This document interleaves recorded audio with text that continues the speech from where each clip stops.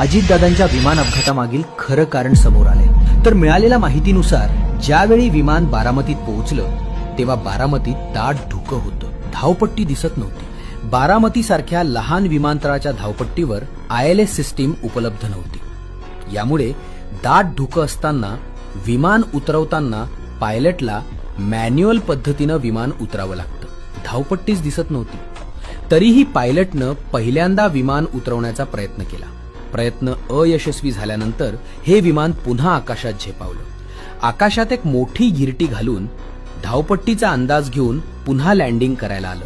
दुसऱ्यांदा लँडिंग करताना विमान यशस्वीपणे उतरेल असा अंदाज होता, मात्र तसं झालं नाही। एक्सपर्टनं दिलेल्या माहितीनुसार हे विमान थेट धावपट्टीवर जाण्याऐवजी मार्ग सोडून बाजूला गेलं। पायलटनं विमान धावपट्टीवर आणण्याचा प्रयत्न केला, पण त्यात पायलटला अपयश आलं आणि पुढच्या 4 ते 5 सेकंदात विमानाचा मोठा अपघात झाला।